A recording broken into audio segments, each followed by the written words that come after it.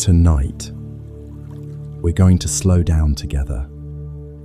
Before the world asks anything else of you, before tomorrow's list, before the weight of whatever you're carrying, I just want you to know that you made it through another day. And that matters more than you might think right now. Tonight, we're going to spend some time with the words of Jesus.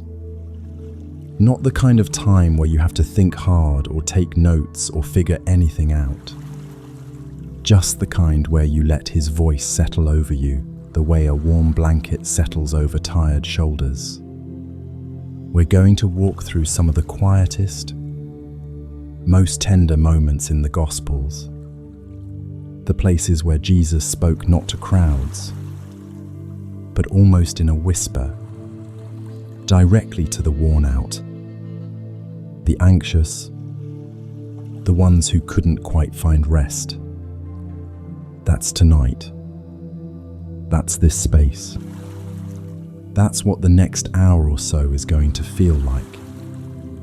Before we begin, I want to ask you something simple. Wherever you are right now, wherever in the world this voice is finding you tonight, tell me, what city are you in? And what time is it where you are? Drop it in the comments before you close your eyes. You'd be surprised how many people are lying in the dark at this exact moment, in cities and towns all over the world, listening to the same words, feeling the same kind of tired you feel right now. There's something quietly comforting about that, knowing you're not alone in the night. All right, now let's begin to settle in. Is less than number. Number is greater than. If you haven't already, go ahead and set your phone face down, or dim your screen as low as it goes. Let your shoulders drop away from your ears. You might not have noticed they were up there. Unclench your jaw. Let your hands rest open, not gripping anything. If you're lying down, let the bed hold you completely. You don't have to hold yourself up right now. You don't have to hold anything. Take one slow breath in through your nose and let it go. Good. Let's begin. There is a place in the Gospels. It appears quietly, almost easy to miss, where we're told that Jesus would often slip away from the crowds before the sun came up. He would leave the house while it was still dark. He would find a deserted place, a hillside, a stretch of open ground somewhere above the lake, and he would simply be still.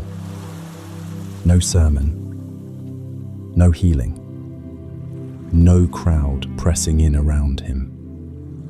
Just the night air, just silence, just his Father. I think about that image a lot. The world Jesus moved through was not a quiet one.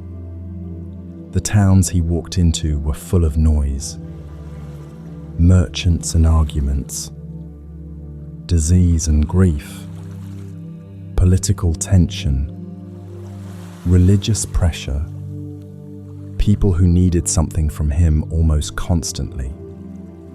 And yet, somewhere in the rhythm of his days, he made room for this. For the hour before dawn, when the stars were still out and the fishing boats were still tied up at the shore and the whole world was, for a moment, holding its breath, he knew what it was to need stillness. He knew what it was to carry weight. And he knew, in a way that I think he still knows, what it means to reach the end of a day completely spent, with nothing left to give and to need, more than anything else, simply to rest. The region of Galilee, where Jesus spent most of his ministry, was the kind of place that got into your bones if you knew it well. It was not grand in the way that Jerusalem was grand. There were no marble colonnades, no gold-covered temple walls, no sense of the whole world watching. Galilee was working land. Fishing villages strung along a freshwater lake. Hills covered in wildflowers in spring and dry grass by summer. Olive groves where the trees were so old they looked like they'd been there since the beginning of things. Narrow roads worn smooth by generations of sandaled feet. At night, the lake, the Sea of Galilee, though it was really just a large inland lake, the kind you could sail across in an hour in good wind, went very still. The hills on the eastern shore would catch the last light and hold it for a moment. This warm amber glow against the darkening sky. And then it would fade. And then the stars would come out. More stars than most people today ever see. Because there was nothing to drown them out. No city lights for miles. Just the black sky and the Milky Way spilled across it like a slow river of light. The fishermen knew that sky well. They worked under it most of their lives. They knew which stars rose when, and what the wind meant when it shifted in a certain direction, and how the water sounded different on nights when a storm was building somewhere out past the eastern hills. They read the dark the way we read screens, fluently, constantly, out of habit. It was into this world that Jesus came and lived and walked and spoke. And on the nights he slipped away alone, the nights he found a hillside above the lake and knelt in the dark and prayed, he was looking at the same sky those fishermen knew. He felt the same night air. He heard the same water. There is something in that I find deeply settling. We don't know a great deal about what those private moments looked like. The Gospels give us glimpses. Luke tells us that Jesus often withdrew to lonely places and prayed. Mark tells us he got up very early, while it was still dark, and went out to a desolate place. But the conversations themselves, the words of those private prayers, are largely hidden from us. They belong to him and to his Father in a way that the public teachings did not. What we do know is what he brought back from those places. He came back with steadiness. He came back with the kind of quiet authority that didn't need to raise its voice. He came back able to face another day full of desperate people, impossible situations, the grinding weight of human need, and still have something to offer. Still have room in his attention for the person standing right in front of him. That's not nothing. That's not easy. That's the fruit of a person who knows how to be still. I want you to let yourself rest in that image tonight. Not as a theological concept, not as something to analyze or understand, just as a picture, a hillside. Before dawn, the lake below, dark and still. A few stars fading at the edge of the sky as the first grey light begins to seep up from the horizon. And somewhere on that hillside, unhurried, unperformed. A man is kneeling in the dark, and he is at peace. He is not anxious about tomorrow. He is not rehearsing what he should have said or planning what he'll say next. He is simply present to the moment, to the quiet, to the one he's speaking with. There is a word in the Hebrew scriptures that gets translated in different ways, sometimes as rest, sometimes as be still, sometimes as cease striving. The root of it carries the idea of letting your hands go slack, of releasing the grip, of stopping the effort, not out of defeat, but out of trust. The trust that says, I don't have to hold this together right now. I don't have to figure this out tonight. The one who holds everything is awake, and I am safe enough to sleep. That's the invitation tonight. You don't have to hold anything right now. Over the next hour or so, we're going to move slowly through some of the most tender and quieting words Jesus ever spoke. We'll walk through scenes from the Gospels, not rushing, not analyzing, just dwelling. We'll sit with him by the lake. We'll feel the calm that came over a storm when he simply spoke to it. We'll walk through fields of wildflowers and hear him talk about worry in a way that makes worry feel, somehow, smaller. We'll follow a shepherd into the dark and feel what it is to be found. We'll stand at the edge of grief with him and discover that he weeps with us before he speaks. And at the end, we'll let his final promise, the one he gave to his disciples on the last night before everything changed, settle over us like the quietest kind of peace. But for now, we're here at the beginning. The lake is still. The stars are out. Somewhere on a hillside, a man who knows what it is to be tired and what it is to be at peace is praying in the dark. And tonight, for just a little while, you can let yourself rest in that. Close your eyes if they're not already closed. Let your breath come slow. You're safe here. We begin.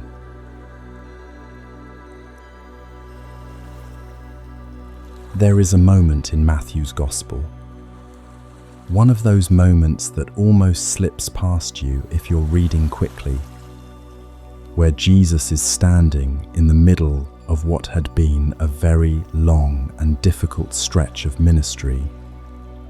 And he looks up and he says something that sounds less like a sermon and more like an exhale. He had just finished talking about cities that had seen miracle after miracle and still turned away. He had been navigating the complicated grief of John the Baptist's imprisonment. He had watched religious leaders twist themselves into knots trying to find reasons to dismiss him. He fasted. They called him too severe. He ate and drank with people. They called him a glutton and a drunk. There was no winning with them, and he knew it. And he said so plainly.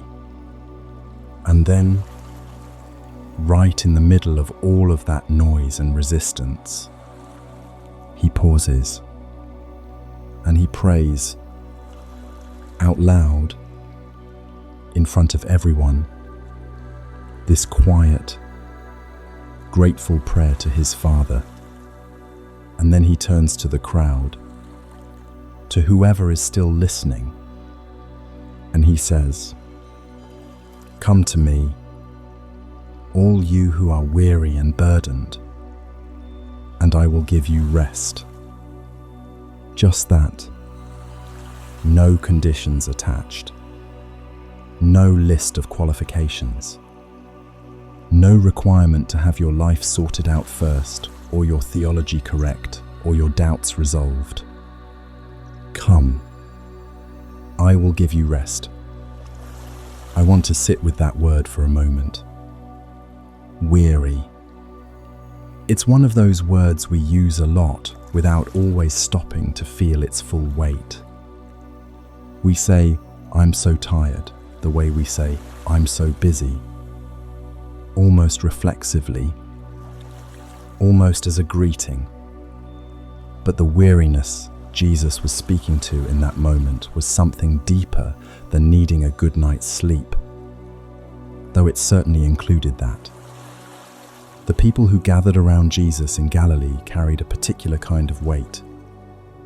Many of them were laborers, fishermen who worked through the night, farmers who watched the sky and the soil with the specific anxiety of people whose survival depended on both.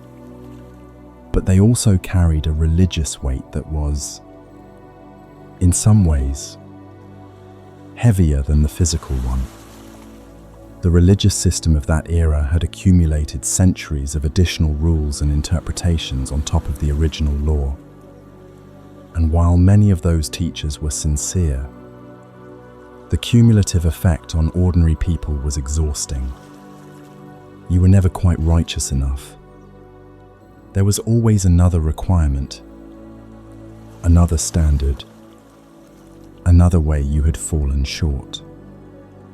The word the rabbis used for this accumulated religious obligation was the yoke. And for many people, it had become genuinely crushing. Jesus knew this. He had watched it.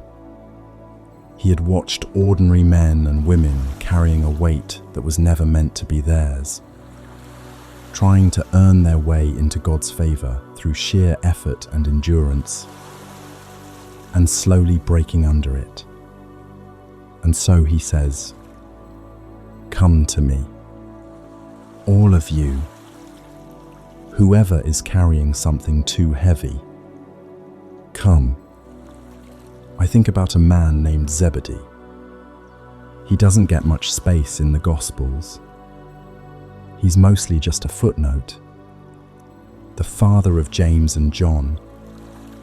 The man who was mending nets on the shore the morning Jesus walked past and called his 2 sons away from the family fishing business forever. We're told he watched them go. He didn't stop them. He kept mending his nets. What was going through his mind in that moment? We don't know. The text doesn't say. But I find myself imagining the weight of it. The particular weight of a man who has built something with his hands, who has taught his sons the trade, who has plans and expectations and hopes that are quietly, visibly walking away from him along a dusty lakeshore. He kept mending his nets.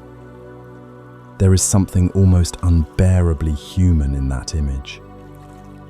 Life requiring you to keep going, keep working, keep attending to the immediate practical thing in front of you, even while something in your chest is pulling in a completely different direction. Most of us know something about that. The work that doesn't stop even when you're grieving. The responsibilities that don't pause even when you're lost. The way ordinary life keeps demanding your hands and your attention even when your heart is somewhere else entirely. Come to me, all you who are weary and burdened. Zebedee mending his nets. The fisherman hauling in empty catches at dawn. The woman who had been ill for 12 years, spending everything she had on physicians who couldn't help her. The man who had been lying beside a healing pool for 38 years, hoping, waiting, not quite making it in time, I will give you rest.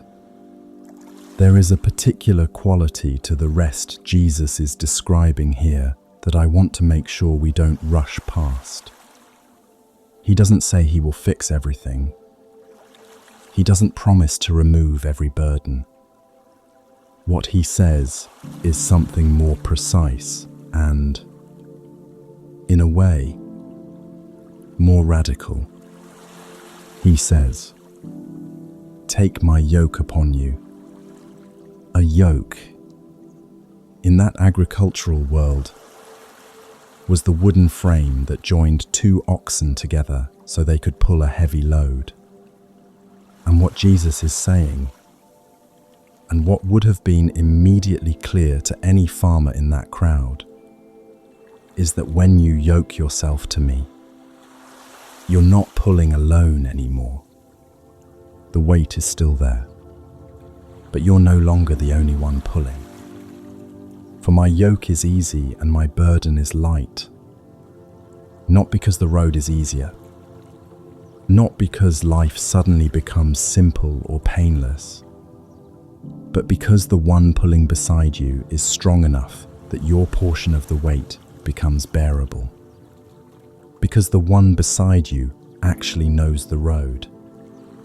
Because you are no longer out there alone in the dark, guessing at the direction, straining under something you were never meant to carry solo. That is the rest he's offering. Not escape, not numbness, not the absence of difficulty.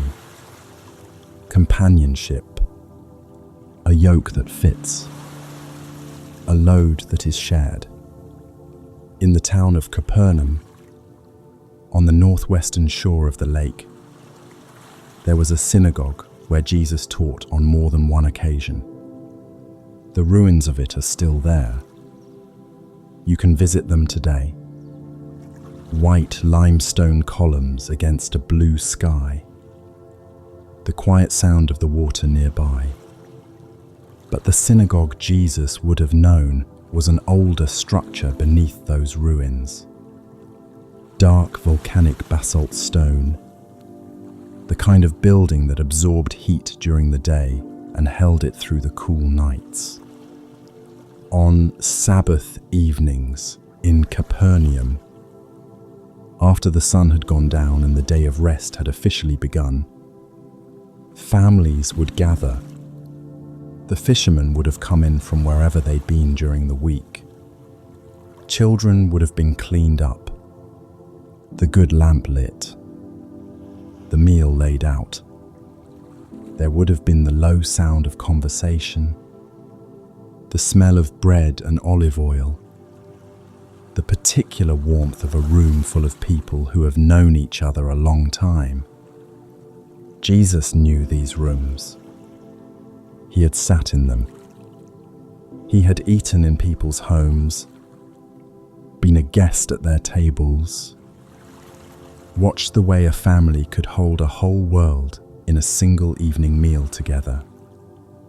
He understood the specific weight of provision, the fisherman's quiet dread before a bad season, the farmer's worry when the rain didn't come, the anxiety of a father looking at his children and wondering if he would have enough.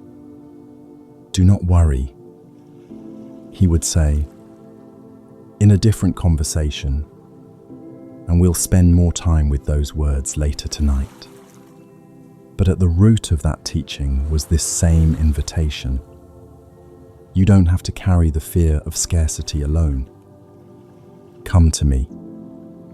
I wonder sometimes what it actually looked like when people responded to that invitation.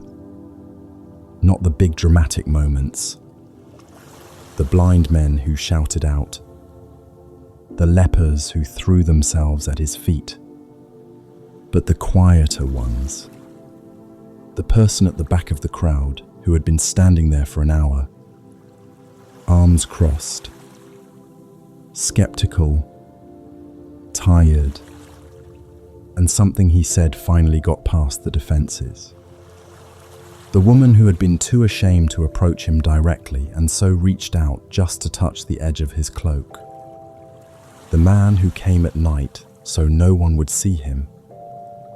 With his careful theological questions and his carefully hidden hunger for something real. What did it feel like, in the moment, to actually come? I think it probably felt like relief. The specific relief of finally putting something down that you've been carrying for so long you forgot it was optional. The sudden lightness of a burden released. The exhale that comes when you stop pretending you're okay and admit to someone who actually cares that you're not. Come to me. I will give you rest. Right now, in the dark, wherever you are, I want you to let yourself feel whatever it is you've been carrying today. You don't have to name it out loud. You don't have to analyze it or explain it. Just notice it. The tension in your chest that's been there since morning. The conversation that keeps replaying. The worry that your brain keeps returning to even when you consciously try to redirect it. The loneliness that's easier to ignore during the day but harder to escape when everything goes quiet. Notice it. And then, just as gently, just as quietly, set it down.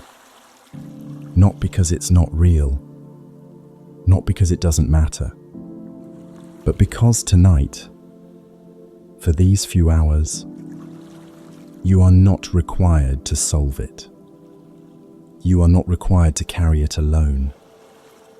You are invited by the same voice that called out across a dusty hillside to a crowd of tired people 2,000 years ago, to simply come.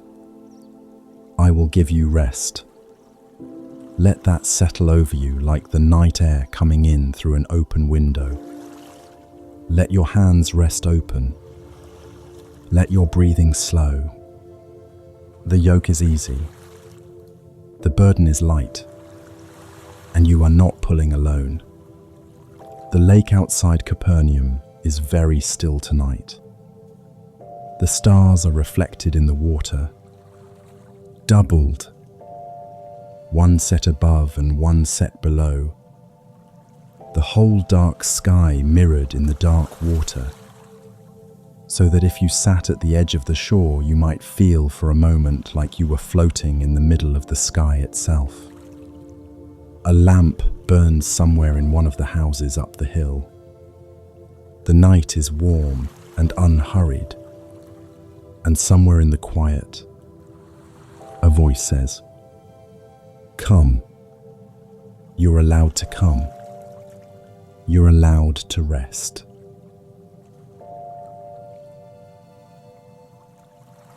There is a particular kind of fear that arrives not with a loud crash, but with a slow, creeping certainty. It is the fear that builds in the middle of the night when your mind, freed from the distractions of the day, starts doing the math on everything that could go wrong. It is the fear that sits quietly in the background of an ordinary Tuesday and then, without warning, moves to the foreground. It is the fear that the fishermen on the Sea of Galilee knew in their bodies, the kind you feel in your stomach before you can name it in your mind, the kind the water and the wind teach you when you've spent enough years on the lake.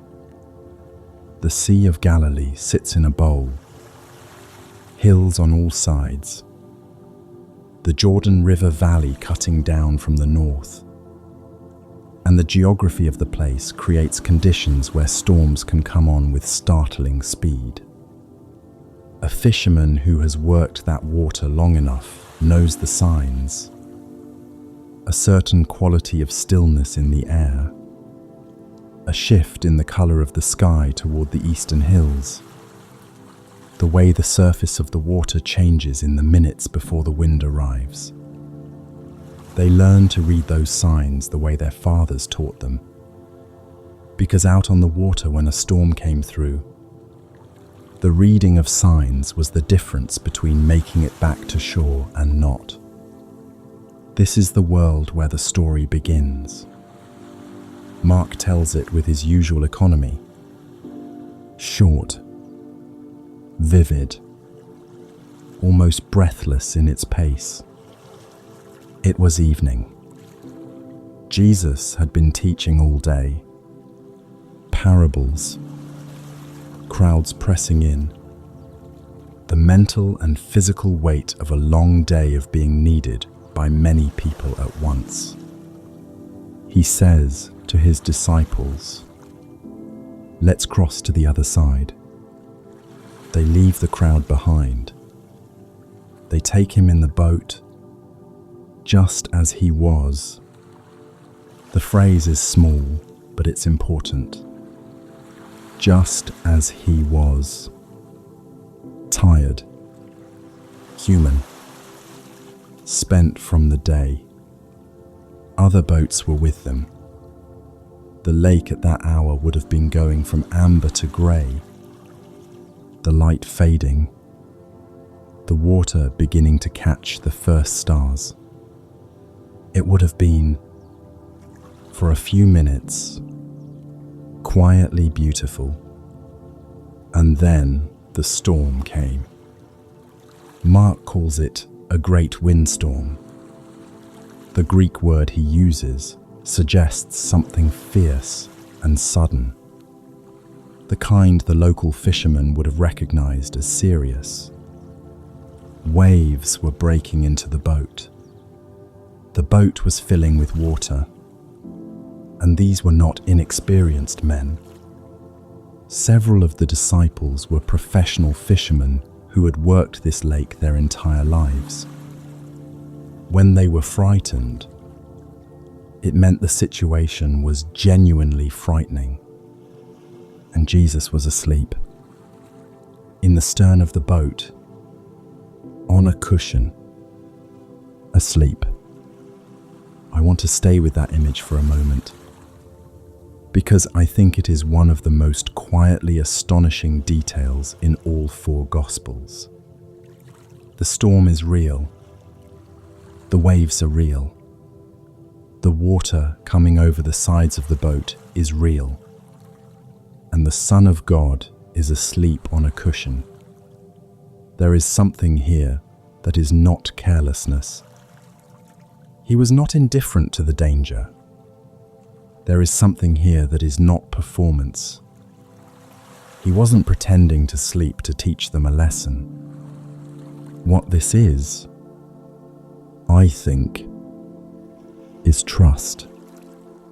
The deep, embodied, cellular level trust of a person who is so genuinely at rest in the care of his Father that a storm on the water does not, even in his body, register as something requiring vigilance.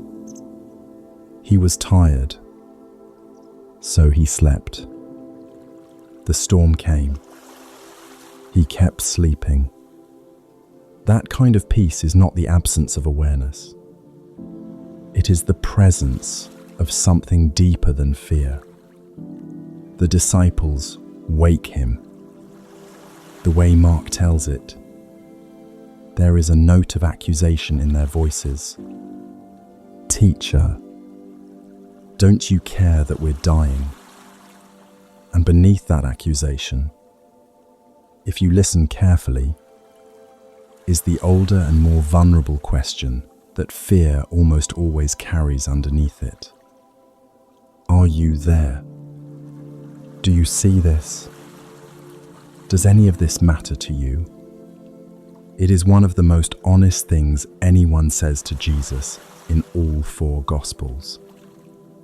Not theologically polished, not brave, just raw, terrified, and real. Don't you care? Jesus gets up. He looks at the wind and the water, and he speaks to them. Peace. Be still. The Greek word Mark uses for be still is the same word used elsewhere for muzzling an animal. It carries the sense of something being firmly and completely silenced, not slowly quieting, not gradually calming, immediately, completely, still. And the wind stopped, and the water went flat. And then Jesus turns to his disciples, not with reassurance exactly, not with the soft comfort of someone who wants to make them feel better, but with a question. Why are you so afraid? Do you still have no faith? I've heard that question interpreted harshly, as a rebuke, and perhaps there is some of that in it. But I think there is also something else, something more like gentle bewilderment.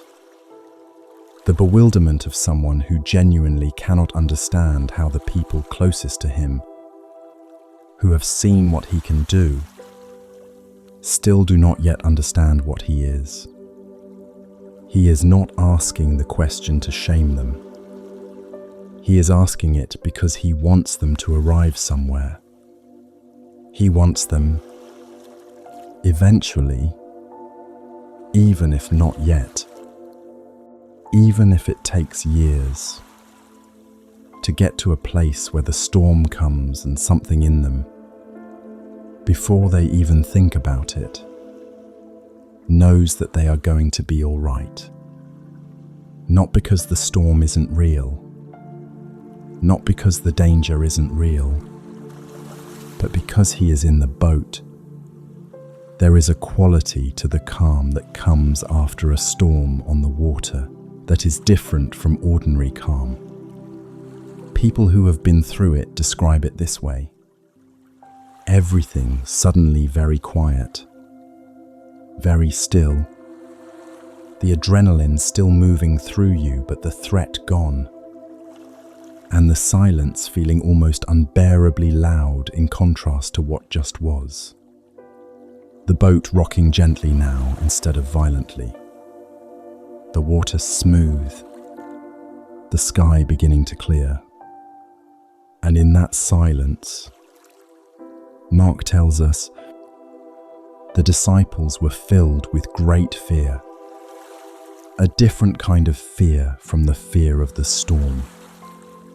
The fear of the storm was dread, survival fear, the animal response to mortal danger.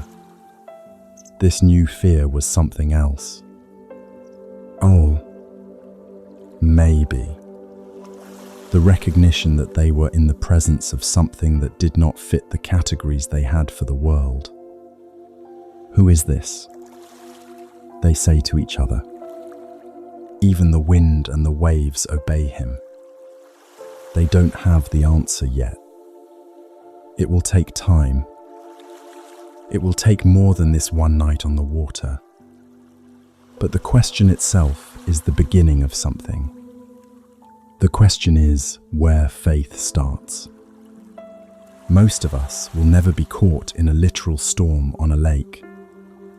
But I suspect you know the feeling they were feeling before the storm was stilled. You know what it is to be in a situation where the water is coming in faster than you can bail it out. Where the thing you feared is now actually happening. Where you have done everything you know to do and it isn't enough and the boat is still filling and you don't know what comes next. You know what it is to be exhausted and afraid at the same time. The specific depletion of a person who has been fighting something hard for a long time and is running out of the resources to keep fighting. And you may know, perhaps this is what brought you here tonight, to this quiet voice in the dark, what it is to look around and feel For a moment, like whatever it is that should be holding things together seems to be asleep. Don't you care? It is the most human question, and it is all right to ask it. What I want to offer you is not a neat theological resolution to that question. The disciples didn't get a neat resolution either. They got a sleeping man who woke up, stood up, and spoke to the storm. They got a moment that they would carry with them for the rest of their lives, turning it over, understanding it slowly, returning to it when the next storm came. What I want to offer you is the image, the stern of the boat, the cushion, the sound of wind and water and human fear, and then the voice. Not loud, not straining, not performing authority, just speaking.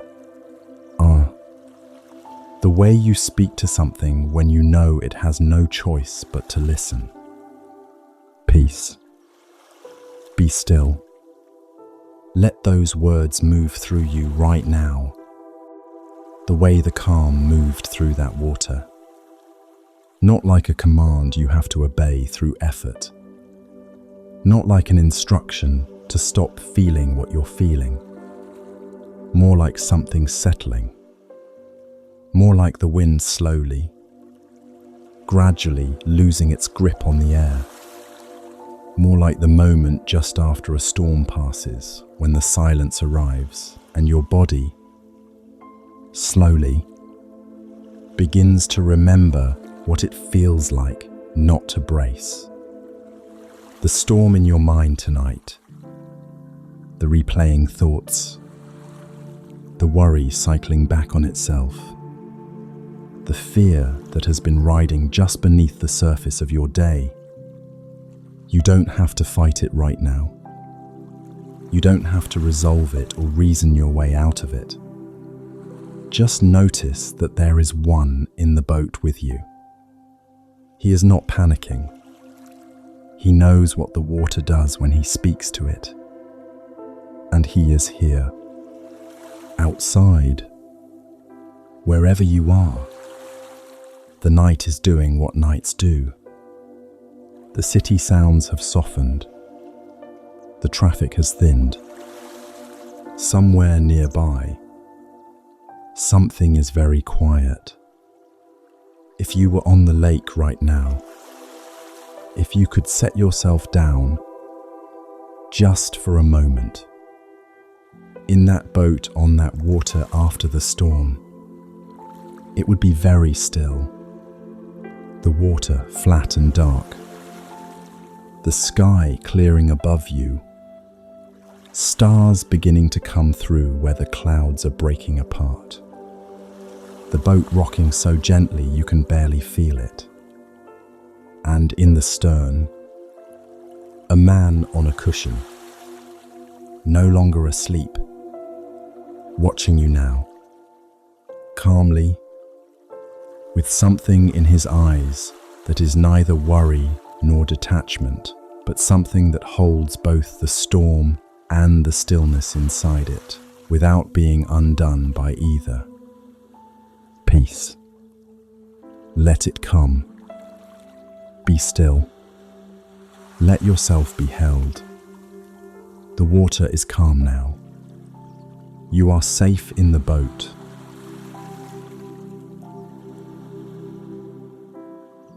There is a particular kind of worry that is very good at disguising itself as responsibility. It tells you that if you stop thinking about the problem will get worse. It tells you that vigilance is the same thing as care, that to stop running the numbers in your head at midnight is somehow to abandon the people who depend on you. It is very persuasive. It uses your love for the people in your life as fuel.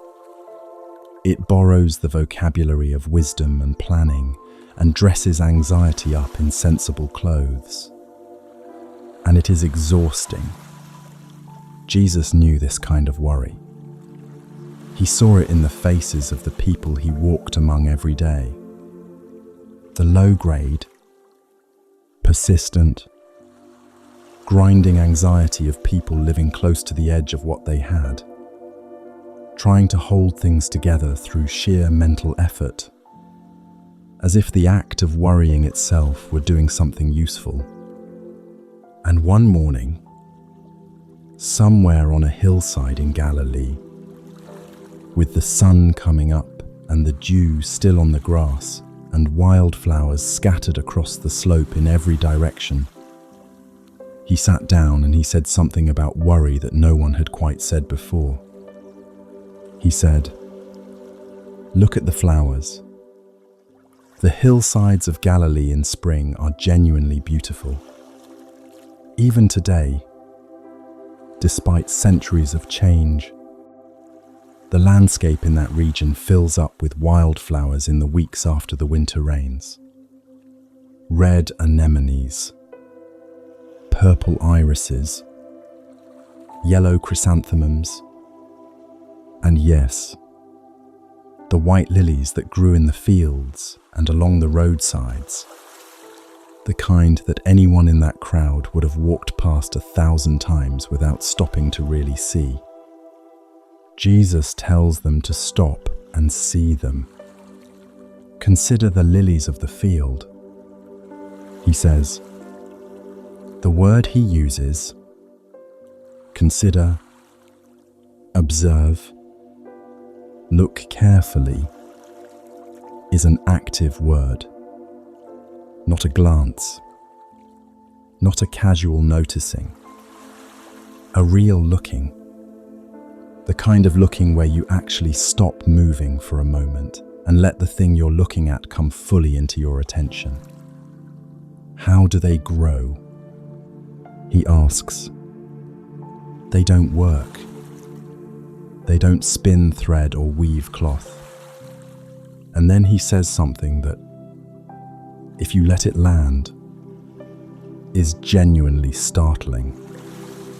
Yet I tell you, not even Solomon in all his splendor was dressed like one of these.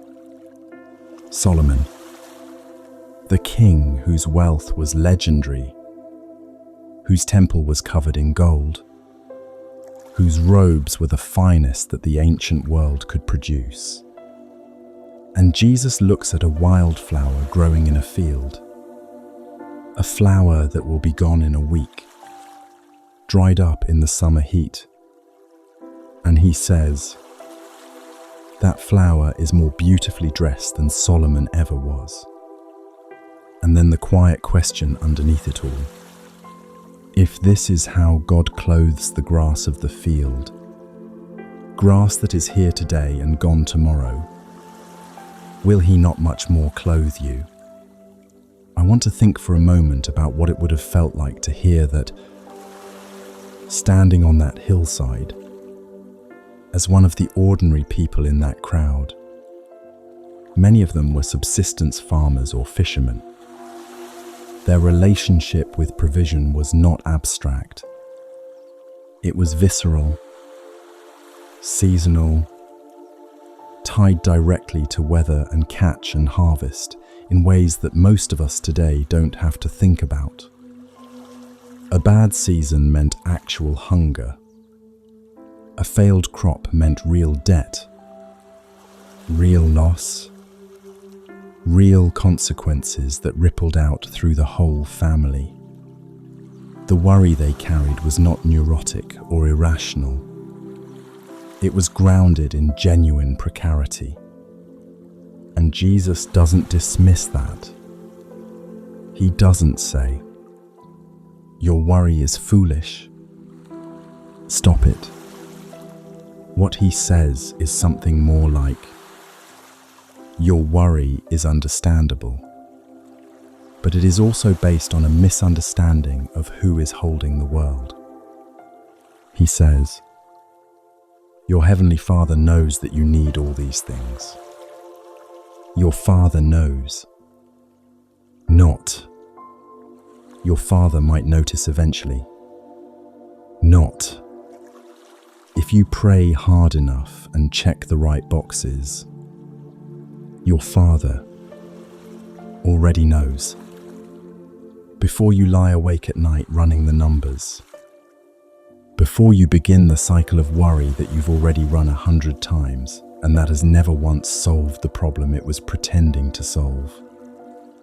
He knows. There is a woman I keep imagining when I read this passage. She doesn't appear in the gospel. She's a composite, really, of dozens of faces that would have been in that crowd. She is in her 40s. She has raised children mostly alone, her husband away fishing more often than not. She knows exactly how much grain is in the storage jar and exactly how many days it will last.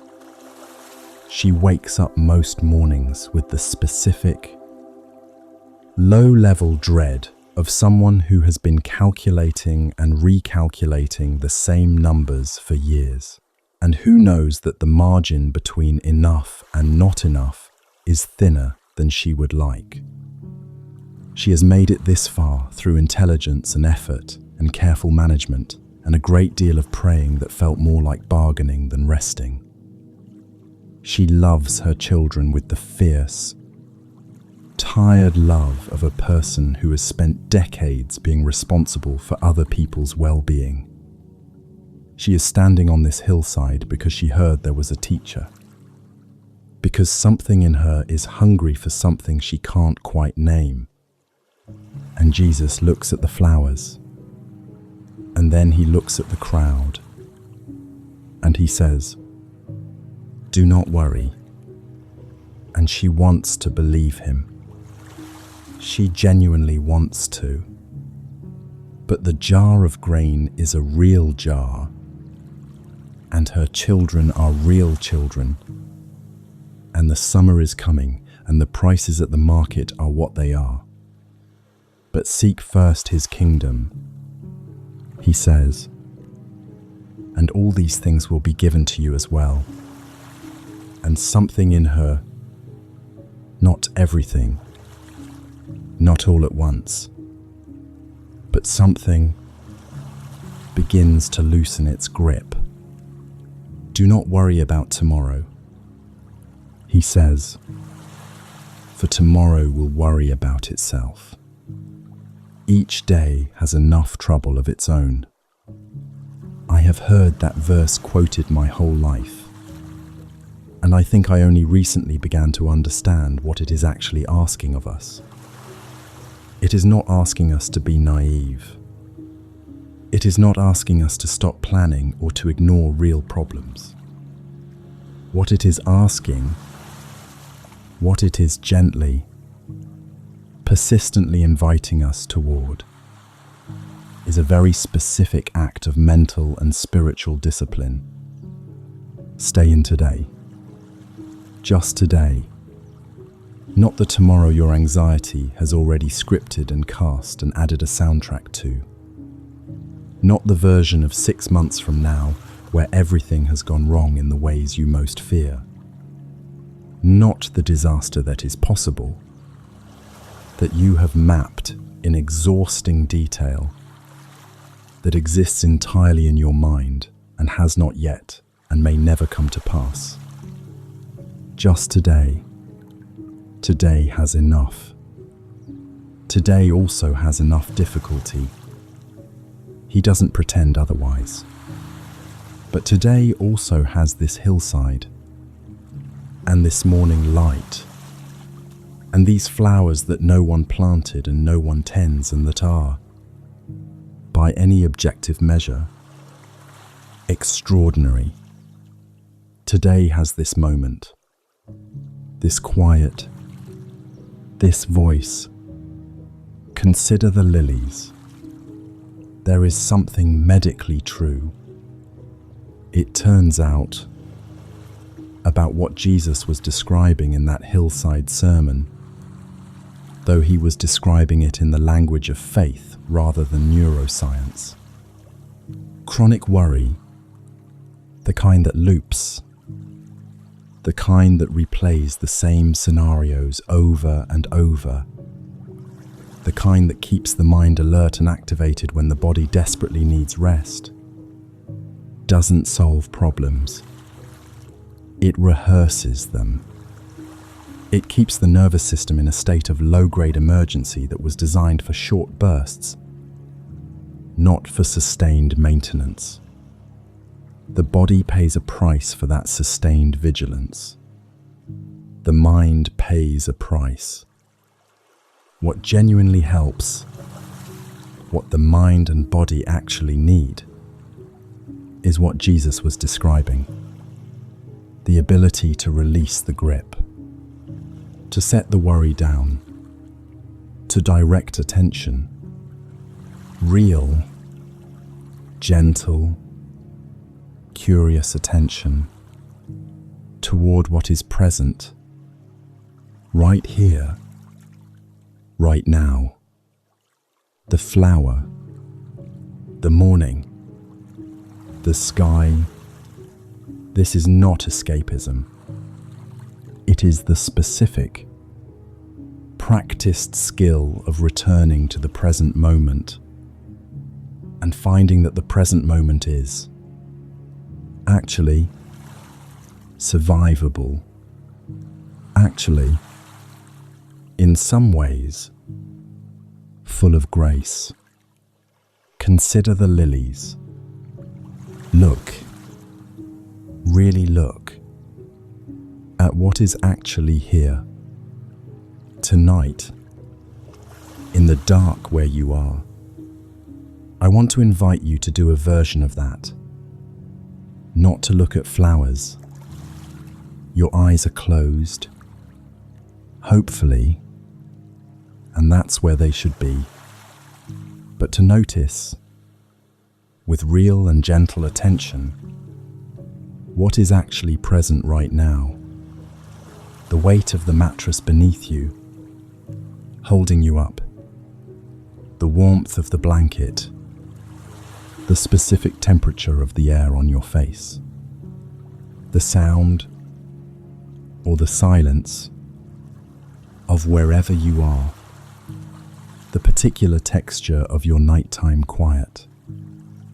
The slow, involuntary rhythm of your own breathing, which has been happening without your management every second of every day of your entire life, without you having to think about it once. Your body knows how to breathe. It does not need your supervision. Your heart is beating right now without your instruction. Something is holding you up, keeping you warm, keeping the air moving in and out of your lungs, keeping the stars in their places and the earth on its course through the dark. Your Heavenly Father knows that you need all these things. He knew before you thought to worry about them. He knows now. The hillside in Galilee is warm and still. The flowers are doing what flowers do, existing completely in the only moment they have. No memory of yesterday, no anxiety about tomorrow, just the morning light on their petals, and the dew, and the slow warmth of the sun beginning to climb. The birds are in the trees above the crowd, doing what birds do, eating, calling, moving from branch to branch with the specific unself-consciousness of creatures who have never once considered whether they are worth feeding. And Jesus is watching all of it, and he is smiling, a little, and he looks at the people in front of him. The tired woman with the grain jar, the fisherman who lost half his catch last week, the young man who doesn't know how he's going to take care of his aging parents, And he says, with a warmth that is not dismissive and not naive, but deeply, steadily confident, your Father knows what you need. Do not worry about tomorrow. You are worth far more than the birds. You are more beautifully tended than the flowers. Let today be enough. Let tonight be enough. Let this quiet, this darkness, this slow breath be enough. The worry can wait until morning. And in the morning, you'll find that most of what you rehearsed tonight never needed the rehearsal. And the things that do need attention will be clearer and more manageable and more bearable after sleep than they are right now.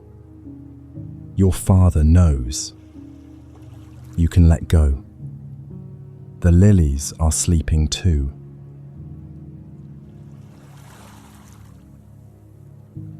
There is a kind of loneliness that is different from being alone. You can be surrounded by people, at a table full of family, in a room full of colleagues, in a church full of believers, and still feel it.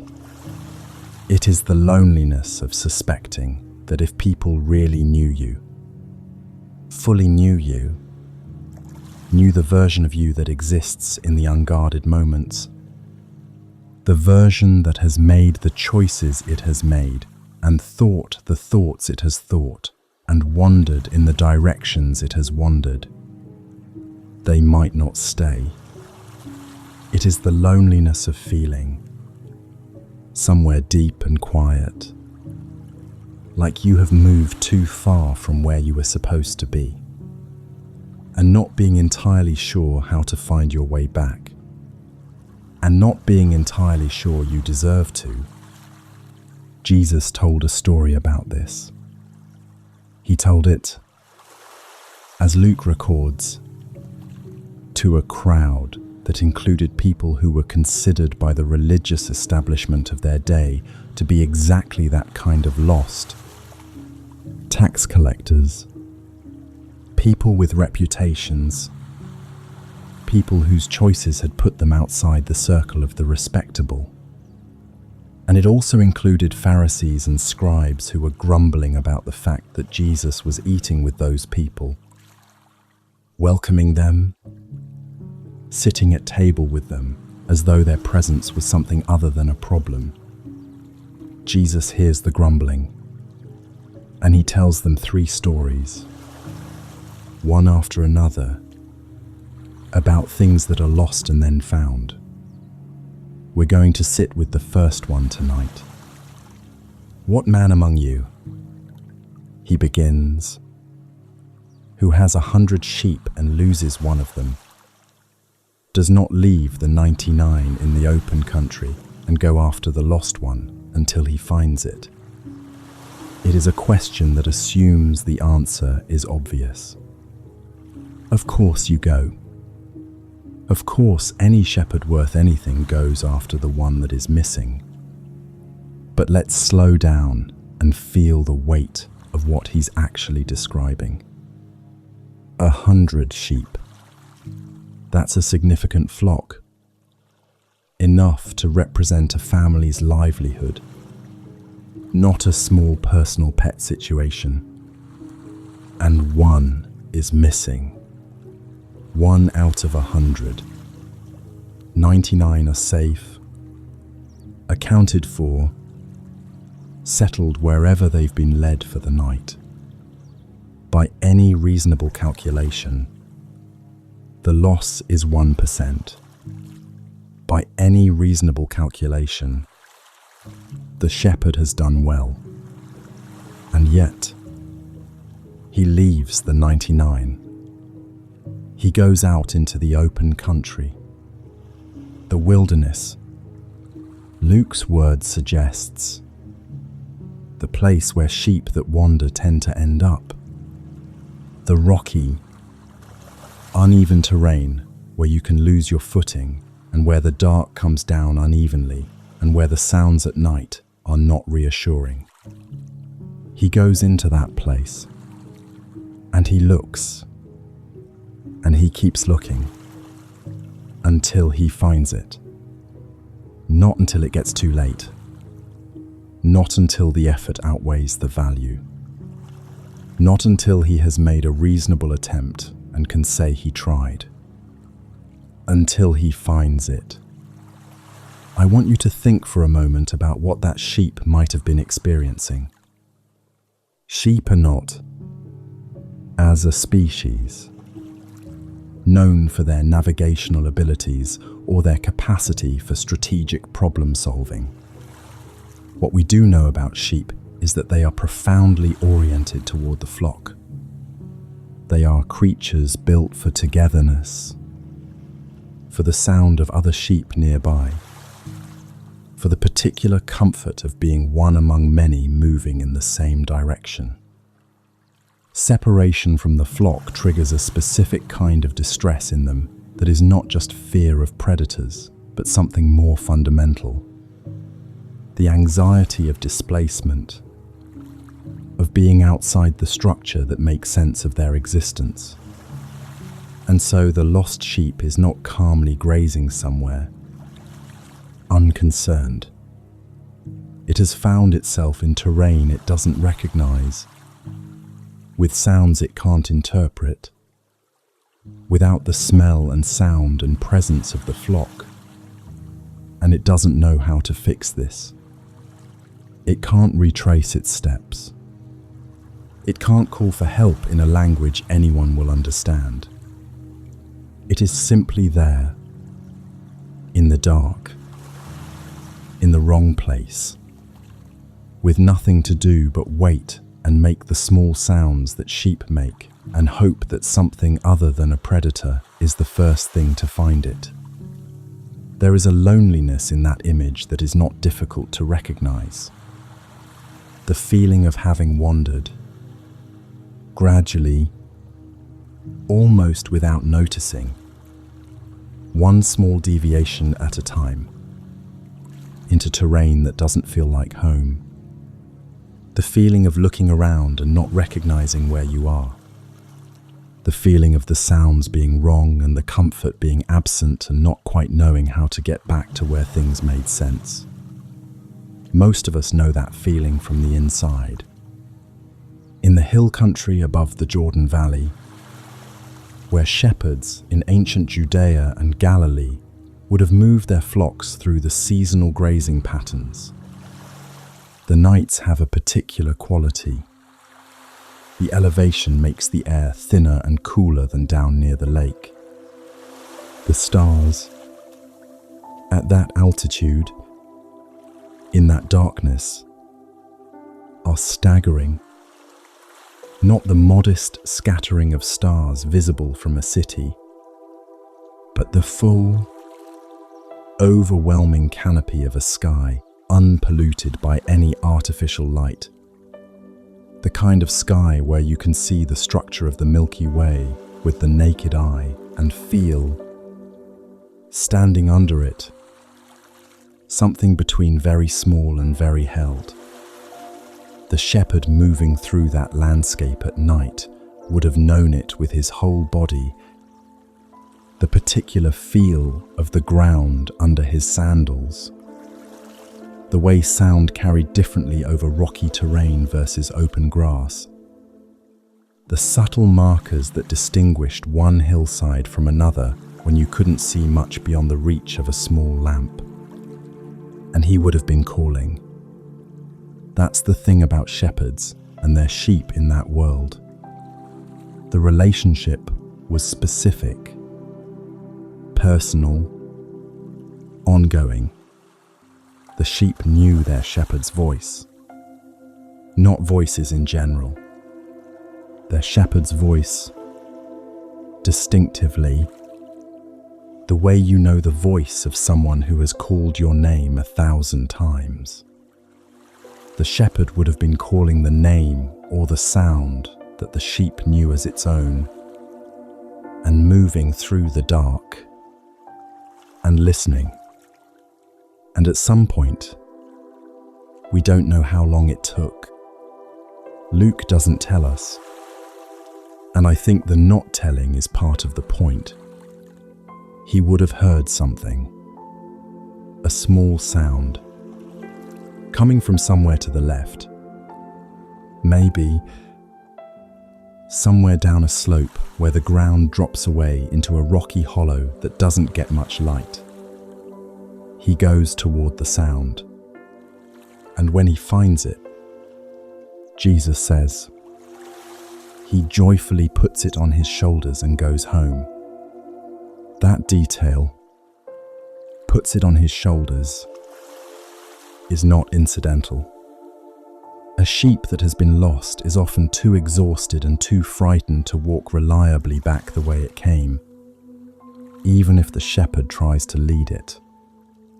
It needs to be carried.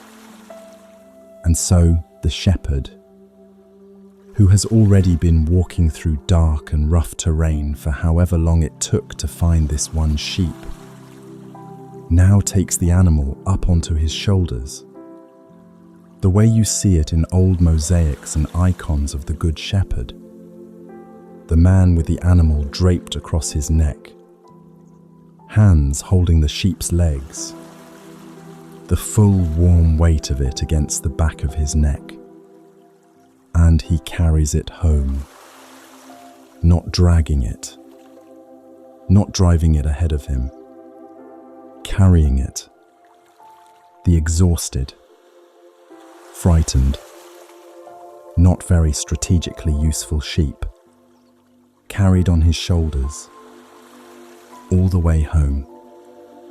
And when he gets home, Jesus continues. He calls together his friends and neighbors and says to them, "Rejoice with me. I have found my lost sheep."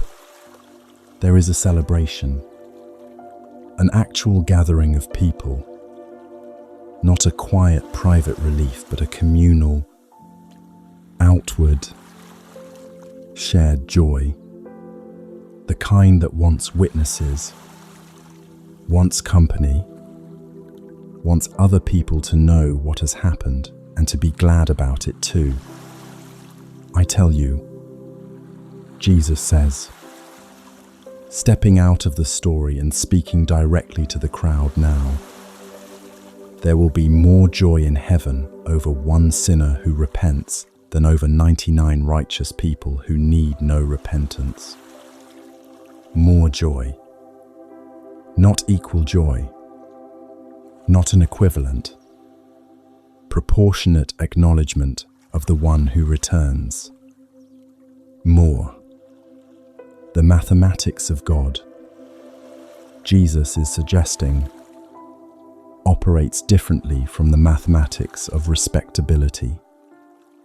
The 99 who stayed are loved and valued and safe. The story is not dismissing them. But there is something about the return of the one who was lost that produces a specific, particular, unreasonable by human accounting joy. The joy of a shepherd who went out in the dark and came back with the sheep on his shoulders. I think Jesus told this story for people who needed to know that the distance they had traveled from where they were supposed to be had not made them unfindable. He told it for people sitting in that crowd who were carrying the specific weight of having wandered. Through choices, through circumstances, through the slow accumulation of small compromises and wrong turns, and who had arrived at a place of quiet shame that made coming back feel either impossible or somehow dishonest, as if they didn't deserve the return. As if the door they had walked away from would no longer be open when they walked back toward it. He told it to say, "The shepherd is not waiting at home for you to find your own way back.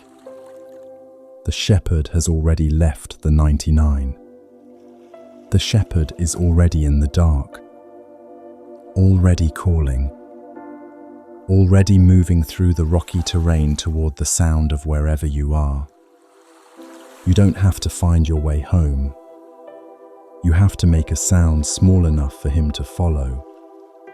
There are nights, I suspect you may know some of them, or perhaps you're in one now, when the loneliness is specifically spiritual, when the distance between who you are and who you want to be feels very wide, when the accumulation of the choices and the wandering and the ways you have fallen short of your own understanding of what faithfulness looks like presses down in the quiet. Those nights can feel very dark. What I want to offer you from this story is not a resolution or a formula, but a reorientation. The darkness you are in tonight. The shepherd knows this terrain. He has been here before. He knows which way the ground slopes and where the rocky hollows are, and how sound carries on a night like this. He is not confused by your darkness, and he is not angry. He is looking. He has left everything to look. The hill country is very quiet now. The stars are doing their slow work overhead. The rocks are still warm from the day's sun, holding the heat into the night the way stone does, the way certain kinds of love do.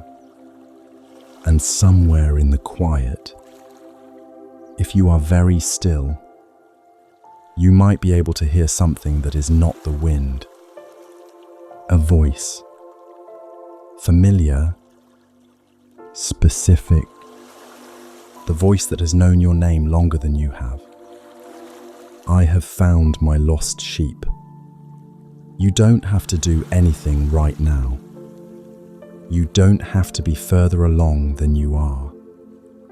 You don't have to have figured out the path home. You are already on his shoulders. You are already being carried. Let yourself feel the warmth of that. The specific warmth of being held without having earned the holding, without having navigated the return correctly, without anything except the fact of being found. The shepherd is walking home now. You are going with him. Rest in that. The night is soft around you. Your body is heavy and warm and held. The weight of the day, the weight of the wandering, the weight of the distance between who you are and who you hope to be. None of it is yours to carry right now. You are on his shoulders. He is not tired. He is glad. He is bringing you home.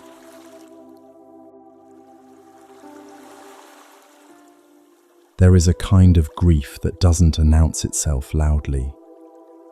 It doesn't always arrive with tears or with the sharp, clean pain of something sudden. Sometimes it comes slowly, the way light leaves a room in the late afternoon. Gradually, almost imperceptibly, until you look up and realize it has become dark without your noticing exactly when.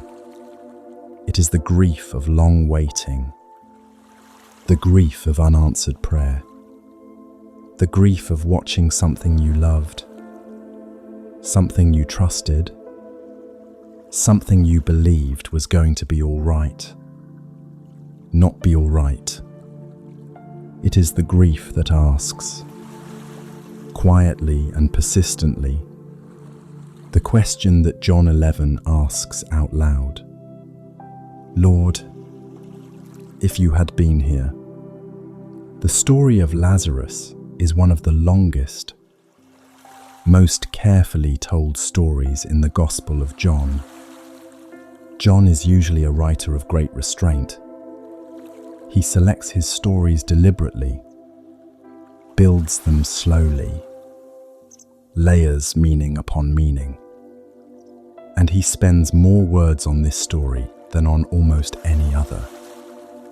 Lazarus lived in Bethany, a small village on the eastern slope of the Mount of Olives, less than 2 miles from Jerusalem. He lived there with his 2 sisters, Mary and Martha, and the 3 of them were among the people closest to Jesus. The gospel tells us plainly that Jesus loved them. This was not a distant, professional relationship. This was friendship. The kind where you know the house, where you've sat at the table many times, where there are specific memories and inside references and the particular ease of people who have been genuinely known by each other.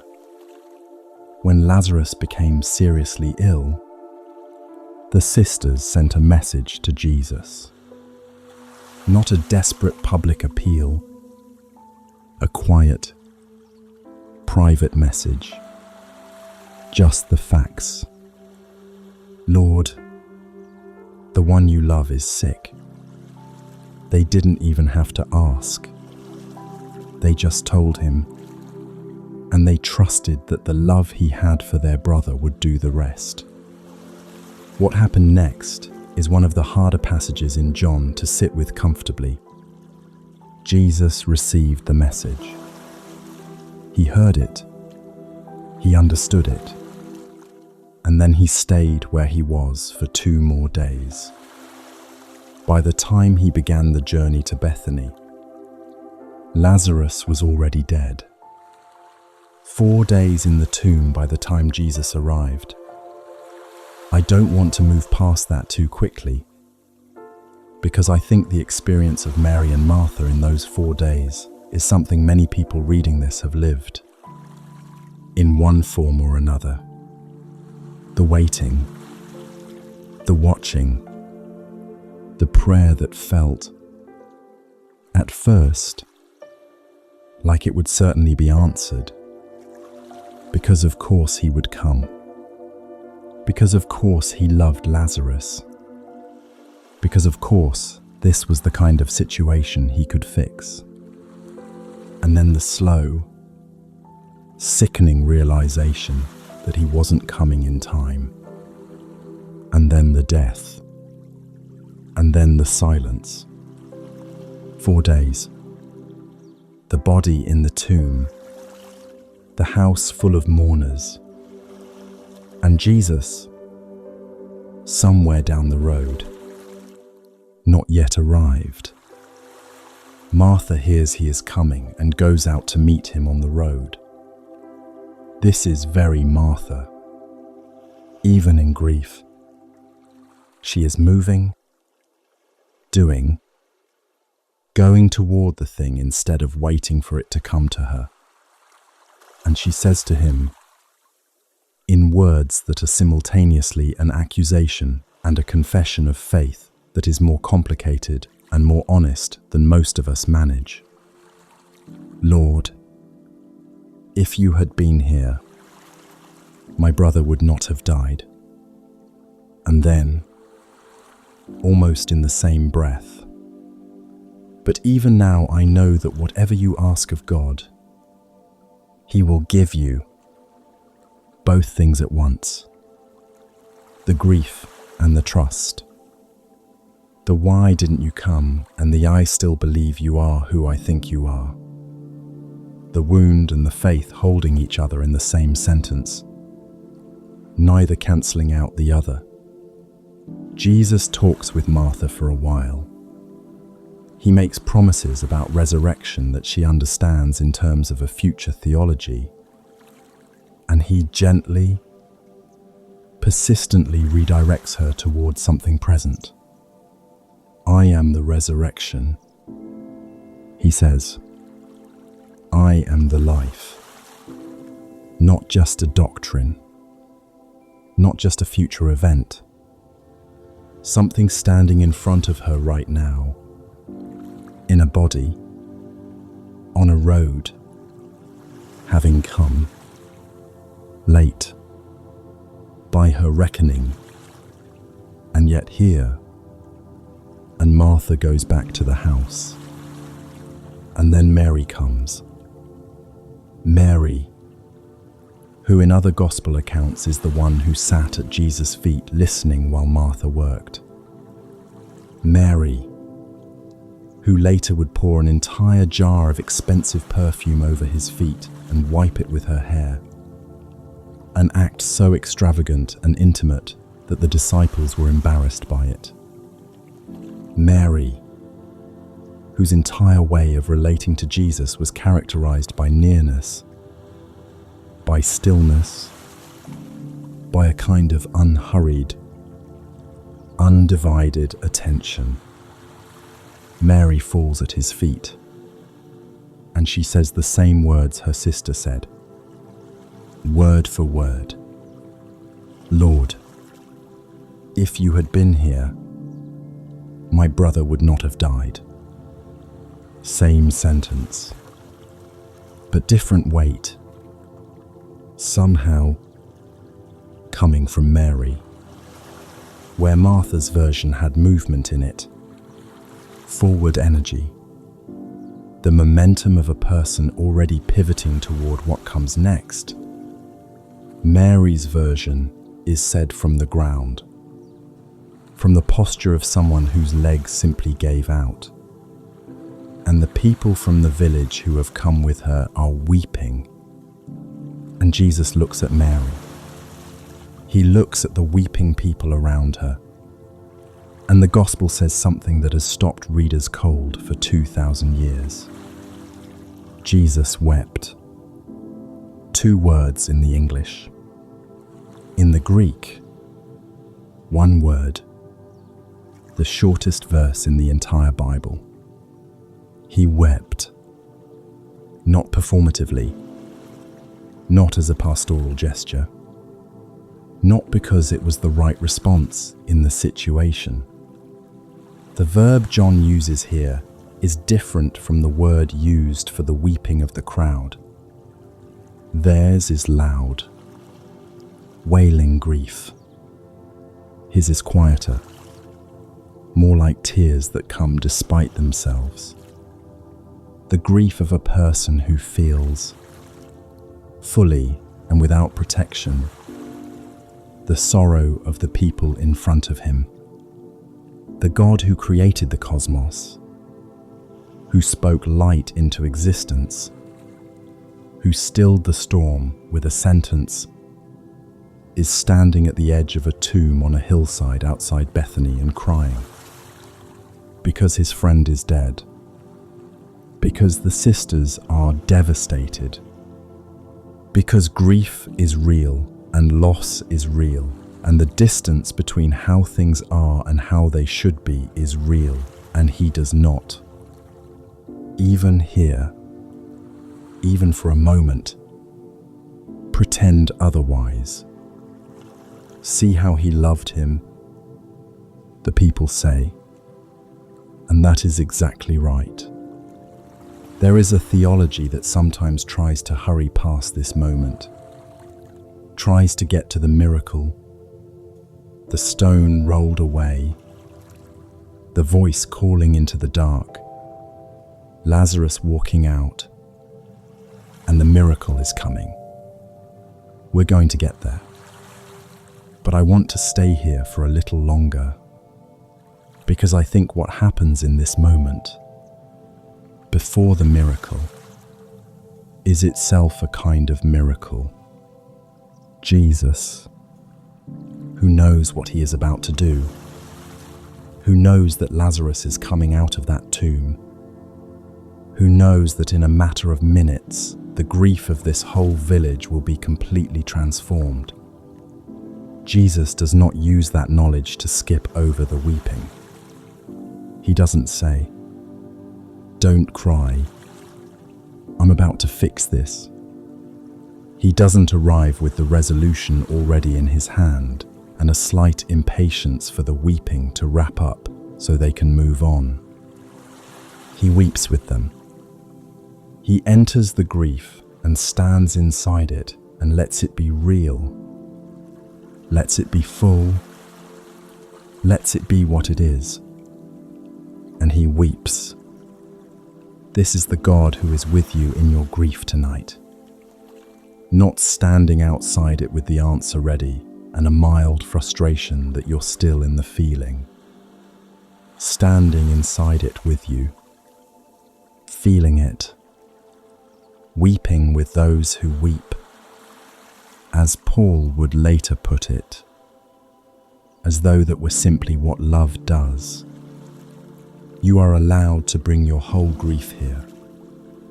The unanswered prayers, the things that were supposed to be okay and weren't. The tombs in your story where something you loved has been lying for longer than you thought you could stand. He already knows about them. He has already wept. But the story continues. Jesus, once more deeply moved, came to the tomb. It was a cave with a stone laid across the entrance. Take away the stone, he says. Martha, practical, honest Martha, gently points out that Lazarus has been dead for 4 days. There will be an odor.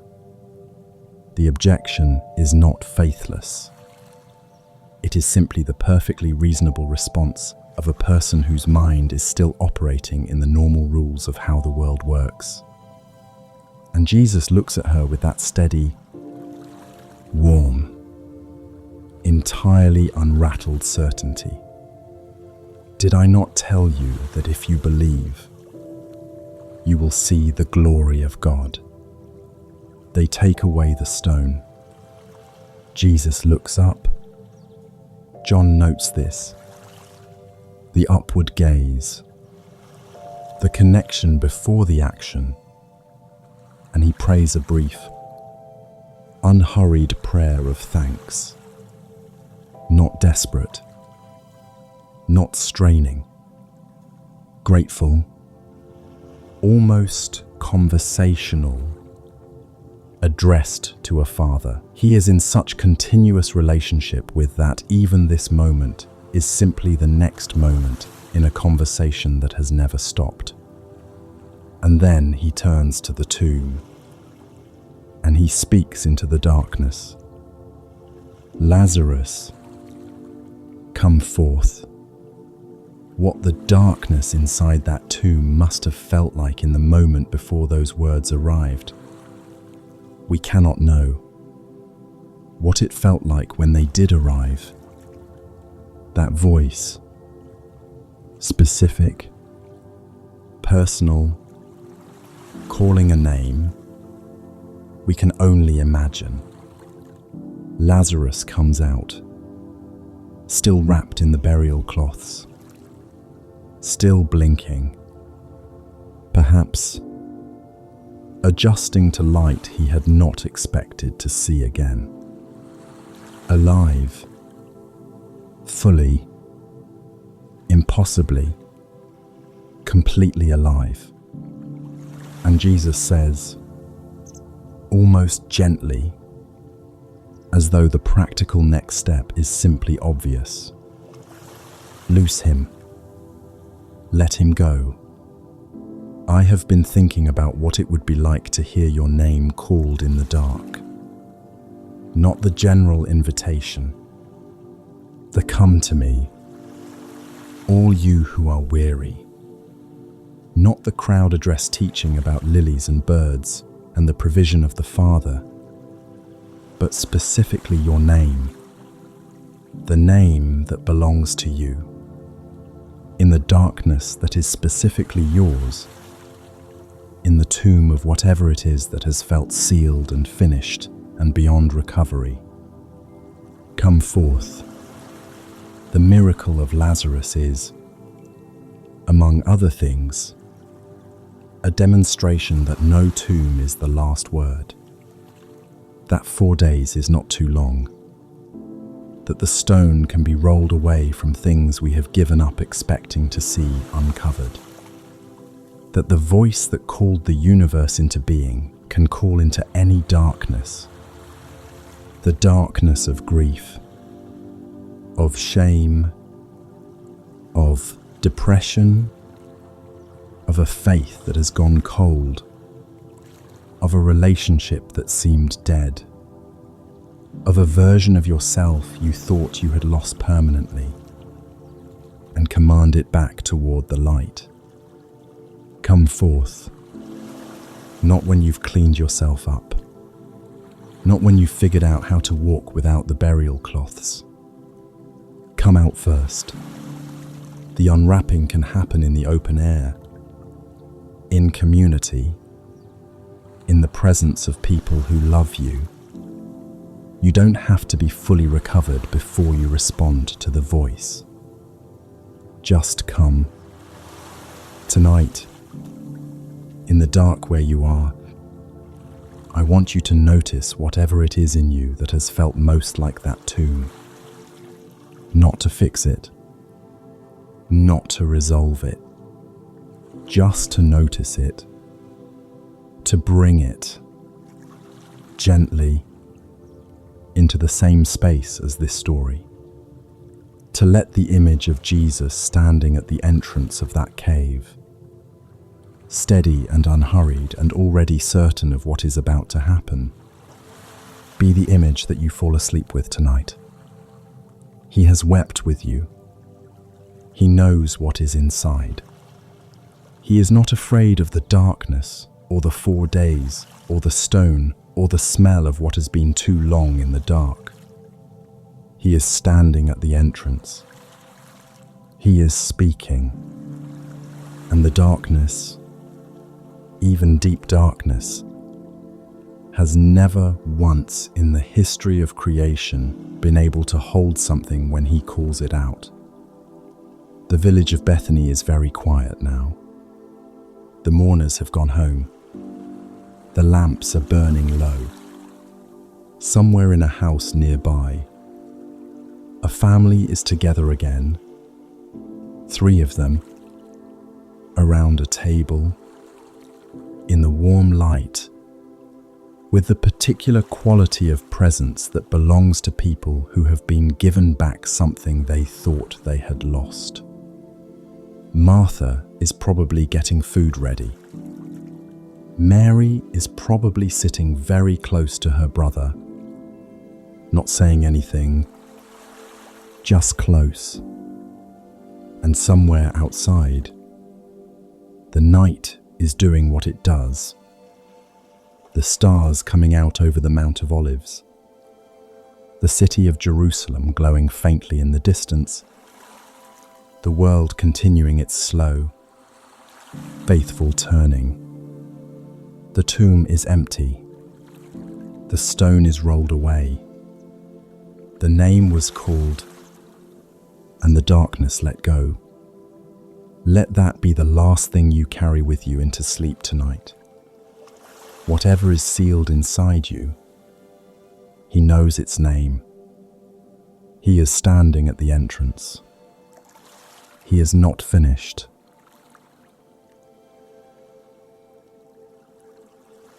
There is a particular quality to the last thing someone says before they leave. We know this instinctively. We remember last words differently from middle words. They carry a different weight, a different density of meaning. The last thing a parent says at the door before a long trip. The last thing a friend says at the end of a conversation that both of you somehow knew was significant. The last thing spoken in a room before something changed and the room was never quite the same again. Jesus knew this too. The words he spoke on the last night before his arrest. The night he gathered his disciples in an upper room in Jerusalem. The night he washed their feet and broke bread and poured wine and said things that none of them fully understood until much later. Those words have a density to them that is unlike almost anything else in the Gospels. He was choosing carefully. He was saying what most needed to be said. to people he loved, before an ending that was also a beginning. And at the center of what he said that night was this: "Peace I leave with you. My peace I give to you. Not as the world gives do I give to you. Let not your hearts be troubled, neither let them be afraid." The upper room in Jerusalem was almost certainly a borrowed space. A large room, furnished, made available by someone in the city who either knew Jesus or was willing to offer the use of it for the Passover meal. The city at Passover was crowded, loud, full of pilgrims from across the known world. The streets pressed with people and the noise of a city holding more people than it was built for. But inside the room, it would have been quieter. Lamps burning, the smell of the meal, 12 men and their teacher around a table. The kind of gathering that had happened many times over 3 years of following him from Galilee to Judea and back again. And yet, this time, different. There was something in the air that the disciples couldn't quite name. A weight to his words that they hadn't heard before. A tenderness that felt like something being pressed into their hands for safekeeping. He was giving them things to hold on to. He knew they were going to need them. "Do not let your hearts be troubled," he says, right at the beginning of what John records as chapters 14 through 17. A long, slow, profound farewell that occupies more space in John's Gospel than any other single teaching. Do not let your hearts be troubled. He says it twice. Actually, once at the beginning and once near the end, like a frame around everything else, as though he wanted to make sure. Whatever else they took away from that night, they took away this. The word he uses for troubled is a strong one.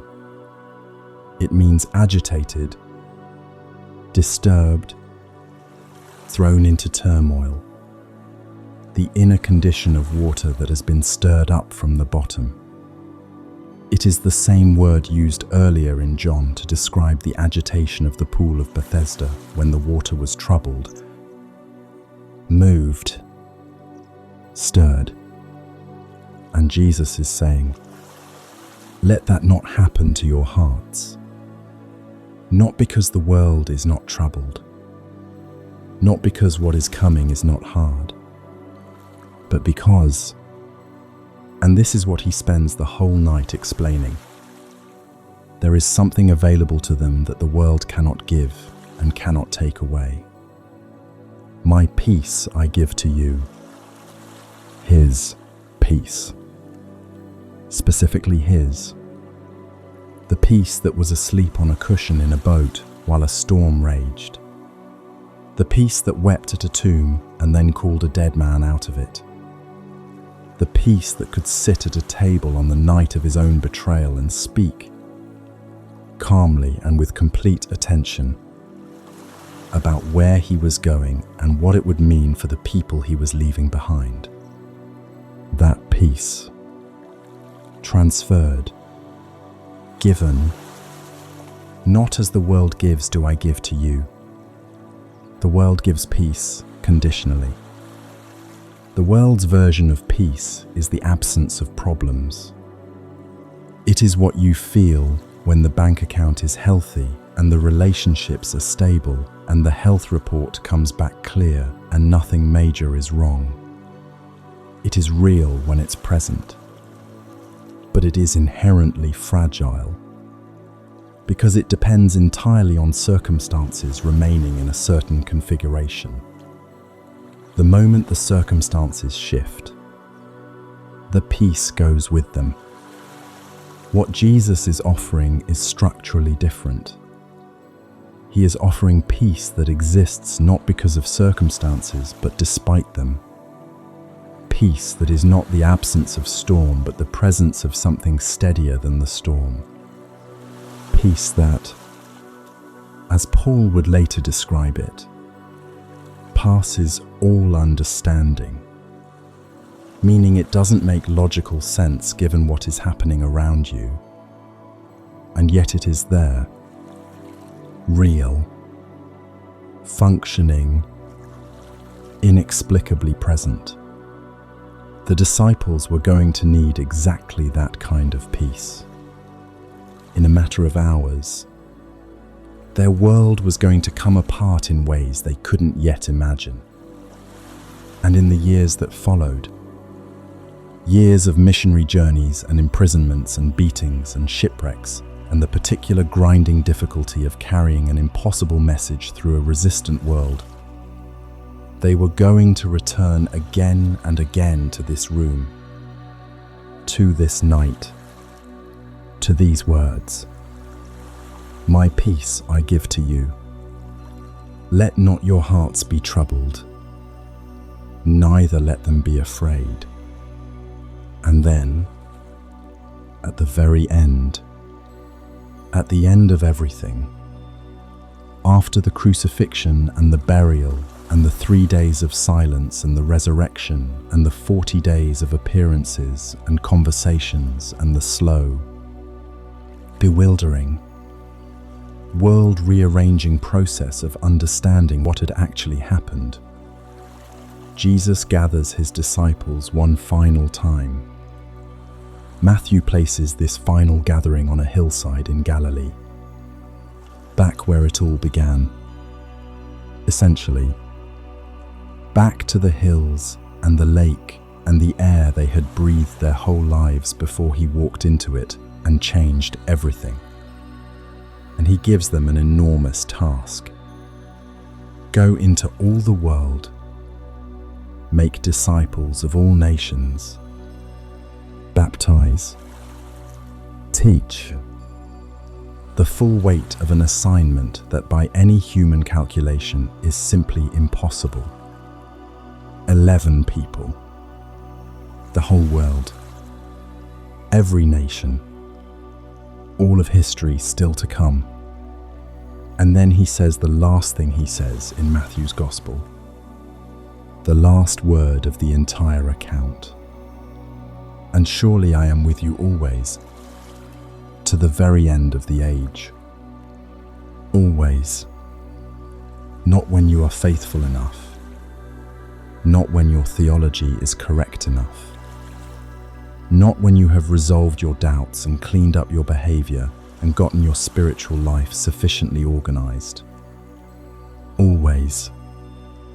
The Greek word Matthew uses is one that carries a sense of totality, of completeness.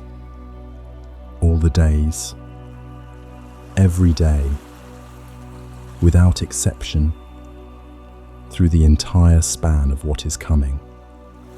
And paired with "to the very end of the age," it becomes something almost staggering in its scope. Not just your lifetime, not just the good seasons, the whole thing, all the way to the end of whatever this is. I am with you always. Present tense. Not I will be. Not I was. I am. Right now. In the middle of whatever is currently happening. In the ordinary and the extraordinary. In the clear days and the dark ones. In the seasons of faith that feel alive and the seasons that feel dry as dust. In the moments when his presence is vivid and tangible, and in the long stretches when it is not felt but must be trusted. I am with you. There is a particular comfort in the specificity of where Jesus placed this final promise. He didn't say it in Jerusalem, the grand city, the holy center. He said it in Galilee, the ordinary place, the working place, the place that smelled like fish and lake water, the place where the disciples had spent most of their lives before any of this began. He said it in the place they knew best, in the language of their everyday lives, against a backdrop of hills and water that was simply home, as if he wanted to make sure they understood. This promise is not for exceptional moments. This is not a promise that activates in cathedrals or on holy days or when you're doing something impressive for God. This is the promise for Tuesday morning, for the ordinary struggle, for the unremarkable evening when nothing dramatic is happening and you're just tired and the week has been long and you're lying in the dark wondering if any of it means what you believe it means. I am with you always. Even then, especially then, the night sky over Galilee at the end of April, when the final gathering likely took place, would have been moving toward the deep blue of the hour just before full dark. That brief, beautiful transition when the last light is gone from the horizon and the stars haven't yet come fully into their brightness, and the whole sky is this rich, saturated deep blue that doesn't last long. The lake below would have been reflecting that color. The hills on the opposite shore would have been dark, soft shapes against the darkening sky. And 11 men, standing on a hillside they had known all their lives, watching something they could not explain and would spend the rest of their lives trying to describe, would have heard the last thing he said dissolving into the air around them like something spoken and simultaneously written, not on paper but on the inside of something deeper. I am with you always. They carried it with them everywhere they went. It is still being carried. Tonight, in whatever city you're in, at whatever hour this voice is reaching you, in whatever condition your heart is in right now, I want you to receive that promise as directly as it was given. Not as a theological concept to be understood, but as a living reality to be rested in. He is here, not in the way that requires you to feel something or produce something or arrive at a certain emotional state. He is here the way the air is here. Present, necessary, surrounding, not dependent on your awareness of it to be real. He was here when the night began. He will be here when it ends.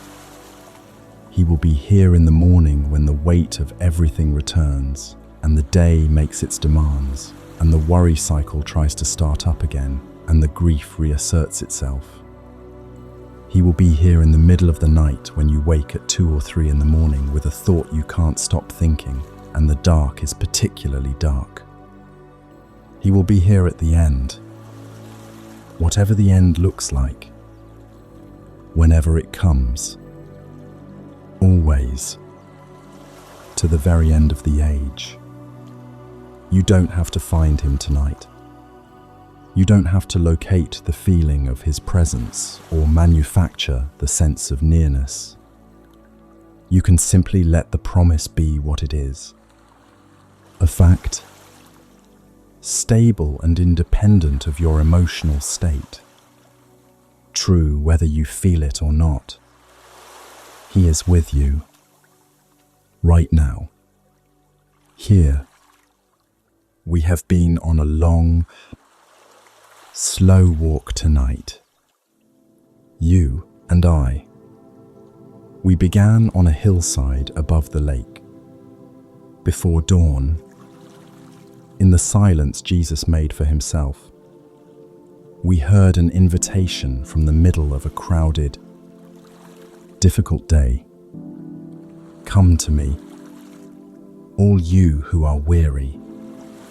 We stood in a boat in the middle of a storm and heard a word spoken to the wind. We sat in a field full of wildflowers and were asked, gently and persistently, to loosen our grip on tomorrow. We followed a shepherd into the dark and felt, from the inside, what it is to be found. We stood at a tomb on a hillside and heard a voice speak into the deepest dark, and watched the dark give way. And now we are here, on a hillside in Galilee, at the end of a long story, at the beginning of everything that comes after, with a promise in the air that doesn't expire. Let your body be completely heavy now. Let the mattress hold everything. Let your hands rest open at your sides. Palms up, if that feels right. The posture of someone who is not gripping anything. Let your jaw be loose. Let the muscles around your eyes release. Let the breath come in and go out without your management, the way it has been doing faithfully your entire life without being asked. There is nothing you need to figure out tonight. There is nothing you need to carry into sleep. The hillside is quiet. The stars are coming out over Galilee. The lake is still. The disciples are walking back down the slope toward home, carrying something that will keep them warm for the rest of their lives. And the air around you, right where you are, in your room, in your city, in this ordinary night that is also quietly holy. The air is full of a presence that has been here since before you knew to look for it. I am with you always. Close your eyes now. Let the words settle down through you like light through clear water. Let them reach all the way to the bottom. You are not alone. You have never been alone. And tonight, in the quiet, in the dark, in the safe and unhurried company of the one who is the same yesterday, today, and forever, you can sleep. Good night.